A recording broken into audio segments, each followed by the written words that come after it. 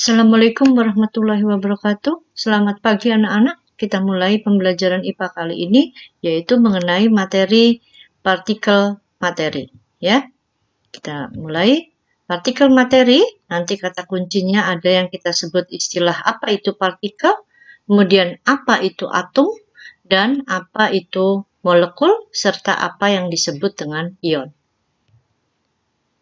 Kita lihat peta konsepnya, ya. Partikel materi nanti akan ada berupa atom, di mana atom ini akan membentuk yang kita sebut dengan molekul, ya, dan juga akan membentuk ion.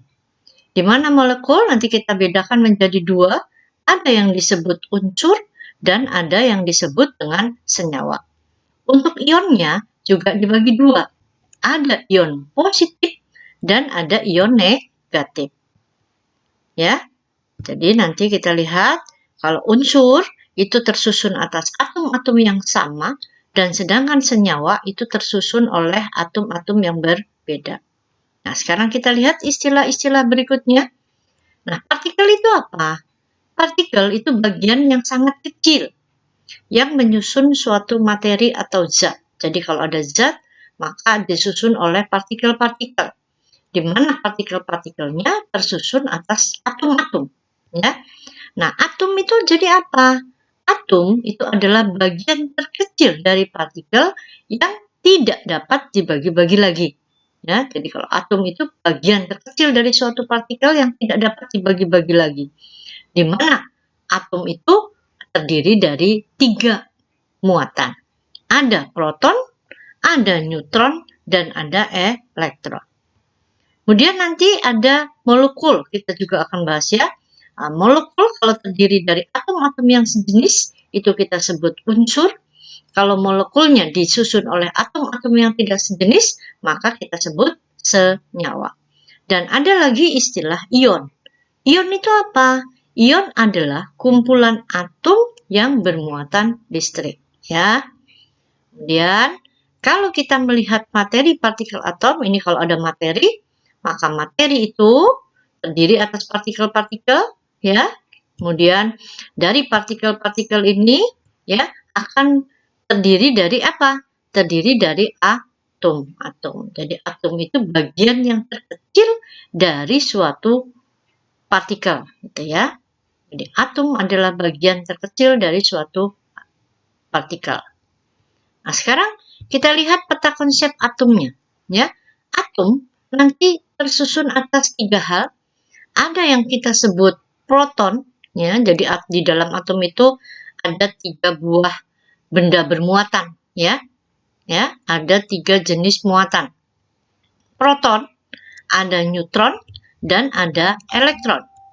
Proton itu bermuatan positif, neutron netral atau tidak bermuatan, dan elektron itu bermuatan negatif. Ya. Nah, untuk proton dan neutron ada di dalam inti atom. Sementara elektron tidak di dalam inti atom, tapi posisinya mengelilingi inti atom. Itu ya. Kemudian teori atomnya ada beberapa teori atom. Ya, yang pertama itu menurut Demokritus. Apa kata Demokritus? Menurut Demokritus, bahwa atom itu berukuran sangat kecil, yang diameternya hanya 0,1 nanometer atau 0,1 kali 10 pangkat negatif 9 meter. Kemudian kata Demokritus juga mengatakan bahwa pembelahan materi itu bersifat diskontinue, ada batas yang tidak dapat dibelah lagi. Jadi kalau ada suatu benda yang tidak dapat dibelah lagi, itu ada suatu benda katanya, ya, yang kita sebut dengan atom. Kemudian teori atom yang kedua itu adalah menurut John Dalton. Apa kata John Dalton? Ada 4 hal. Yang pertama kita lihat ya, ada setiap materi tersusun atas partikel yang sangat kecil yang disebut atom. Ini sudah disebutkan oleh Demokritus tadi ya. Kemudian yang kedua, bahwa atom ini katanya tidak dapat dipecah lebih kecil lagi dengan sifat yang sama. Kemudian yang ketiga, senyawa terbentuk dari 2 atom atau lebih yang berbeda. Jadi ada istilah senyawa di sini menurut John Dalton. Kemudian ada yang keempat, reaksi kimia itu merupakan penggabungan dan pemisahan atom-atom dari unsur atau senyawa dalam reaksi tersebut. Yaitu. Nah, kemudian struktur atomnya ini dibahas oleh siapa? Oleh Rutherford. Apa kata Rutherford? Bahwa di dalam atom itu terdapat partikel-partikel yang sangat kecil. Ya, ada yang disebut proton bermuatan positif, ada yang disebut neutron, ya, yang netral, ya, atau tidak bermuatan, dan ada yang mengelilingi inti atom ini, yang kita sebut apa? Elektron. Jadi pendapat Rutherford itu sudah mengenai struktur atom, ya. Nah, sekarang kita lihat bagaimana model dari struktur atom ini. Kalau Ibu punya model atom seperti ini, maka di dalam, ini kita lihat ya, ini yang putih ini di dalamnya, ya, di dalam ini ada yang kita sebut dengan inti atom, ya. Ini kita sebut inti atom, atau dalam bahasa Inggrisnya nukleus, ya. Di dalam nukleus atau inti atom itu terdapat partikel proton yang bermuatan positif, ada juga neutron.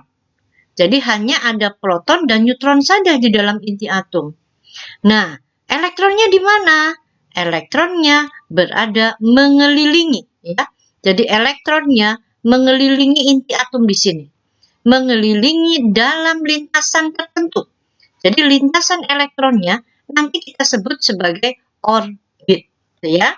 Maka kita simpulkan bahwa kalau ada atom yang netral, ya, maka jumlah protonnya sama dengan jumlah elektronnya, ya. Elektron bermuatan negatif, proton bermuatan positif, dan neutron tidak bermuatan atau kita sebut dengan netral. Selanjutnya, nah, tadi jumlah proton dan elektron itu bisa dilihat, ya, atau jumlah neutronnya juga bisa dilihat. Bagaimana caranya? Caranya harus kalian lihat pada tabel periodik. Nah, bagaimana cara membaca tabel periodiknya? Ada atom-atom di sana, ya. Ini misalkan ada simbol ini X. Ini ya, simbol X. Ini adalah simbol dari dari atomnya, nama atomnya, ya. Ini nama atomnya. Kemudian ada simbol Z, ini, ya. Simbol Z ini menunjukkan nomor massa, ya. Kemudian ada lagi simbol dari huruf A, ini menunjukkan nomor atom. Jadi X ini nama atomnya, bisa kita ganti ya, misalkan oksigen berarti hurufnya jadi O gitu ya. Kalau hidrogen jadi H, karbon jadi C, dan seterusnya. Nah, Z ini nomor massa. Nomor massa itu apa? Ini menandakan jumlah proton ditambah jumlah neutronnya. Ya. Kalau A ini apa? Ini nomor atom. Nomor atom ini menunjukkan jumlah proton atau jumlah elektronnya. Tahu kita biasa simpulkan ini ya. Jadi X itu adalah nama atomnya, A nomor atom ya, dan Z ini ya, Z nomor massa dan A nomor atom. Nah, nomor atom menunjukkan tadi apa? Jumlah proton atau jumlah elektron ya. Jadi nanti kalau ada angka di A ini menggantikan huruf A ini berarti nomor atom, ini menunjukkan jumlah proton atau jumlah elektron, sementara di sini di atas Z angkanya lebih besar gitu aja ya. Itu menandakan jumlah proton ditambah dengan jumlah neutronnya. Dan kalian tidak usah terpaku misalkan Z harus di atas ya, A harus di bawah. Yang penting kalian harus tahu bahwa nomor massa itu lebih besar daripada nomor atomnya. Jadi kalau ada penulisan yang berbeda, kalian tidak usah bingung gitu ya. Nomor massa lebih besar dari nomor atomnya. Itu saja ya. Kemudian kita lihat contoh soalnya. Misalkan Ibu punya natrium di sini, maka nama atomnya adalah natrium. Ini kita simbolkan dengan huruf Na. Ada angka lagi 11. 11 ini menunjukkan jumlah apa? Ini jumlah proton atau jumlah elektron. Berarti ini nomor atom. Ya. Yang ini 23 ini nomor massa. Maka berapa jumlah protonnya? 11. Berapa jumlah elektronnya? 11. Berapa jumlah neutronnya? Nah, jumlah neutronnya kita ambil dari sini.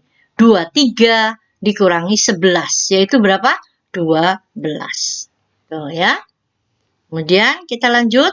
Kalau Ibu punya contoh yang kedua, ini klor, ya.